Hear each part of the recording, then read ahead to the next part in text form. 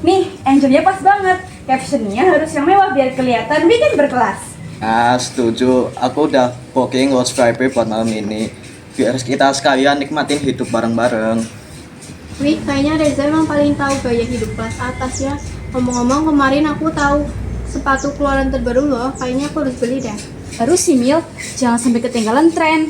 Kita kan cuma hidup sekali. Cash, aku boleh ngomong sesuatu? Aku udah mentok limit kartu kreditku full. Tagihan bulan ini gila-gilaan. Ah, Don, itu mah kecil. Tinggal minta tambahan ke orang tua. Selesai kan? Bisa Sa, Papa udah mulai curiga. Bahkan aku pakai uang buat bayar kos semester depan untuk nongkrong sama kalian. Nah, itu dia guys, coba pikirin. Selama 3 bulan terakhir ini, kita ngapain aja? Beli tas, konser, kafe mahal. Ada yang benar-benar berguna nggak? Dian, jangan ceramah terus bisa nggak sih? Kita tuh cuma hidup sekali. Jadi wajar dong kalau kita nikmatin hidup. Bukan soal hitung-hitungan, Cynthia. Ini soal tanggung jawab. Uang yang kita hamburkan itu hasil keringat orang tua. Dunia yang sekarang yang nomor satu itu penampilan. Kalau semisal kita nggak ikut-ikutan tren, pasti kita dikatain kampungan. Bener itu, gaya hidup itu investasi sosial. Dari situ kita dapat koneksi, gengsi, sama reputasi. Koneksi yang bikin kalian makin boros. Coba sadar, kita pernah nolak orang yang butuh bantuan kita karena kita lagi bokek. Padahal seminggu sebelumnya kita pesta di sini. Aku ingat itu. Aku bahkan bohong ke papa aku, uangku hilang. Padahal buat beli sepatu edisi terbatas. Udahlah, kalian cuma bikin suasana suram aja. Yuk teman-teman, kita pergi ke lounge aja. Bener tuh, Doni, Dian, kalian berdua itu kebanyakan drama. Hidup itu harus dinikmati, bukan disesali. Iya, nanti kalau stres kan cepet tua.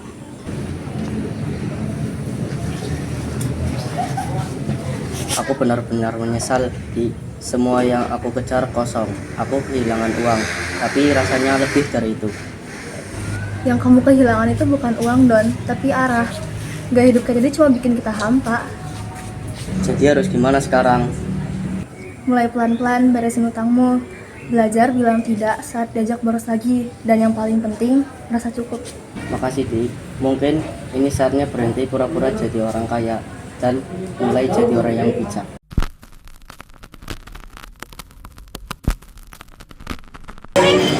Nah teman-teman, setelah menyaksikan drama singkat berjudul Tagihan di penghujung bulan tadi, kita jadi tahu ya kalau ternyata perbuatan foya-foya itu dilarang di agama kita.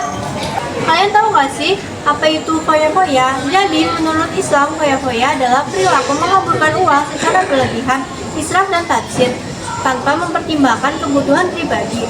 Perilaku ini sangat dilarang di agama Islam karena termasuk sifat setan. Allah Subhanahu wa taala berfirman dalam Quran surat Al-Isra ayat 26 sampai dengan 27 yang berbunyi Bismillahirrahmanirrahim wa atidal qurba haqqahu wal miskina wal sabili wa la tubadzir tabdzira innal mubadzirina kanu ikhwana syayatin wa kana syaitanu lirabbih kafura. Ayat di atas secara tegas mengatakan bahwa pemboros merupakan saudara dari setan berkaitan dengan hal berlebihan atau melampaui batas. Lalu apakah teman-teman tahu apa saja contoh perilaku tabdzir dan israf? Beberapa contoh berikut. 1. Mengambil banyak makanan yang tidak sesuai kebutuhan. 2. Membeli barang-barang mewah yang tidak sesuai kebutuhan. 3. Berbicara tidak penting dan tidak perlu. Nah, sifat foya-foya ini juga menimbulkan dampak negatif loh.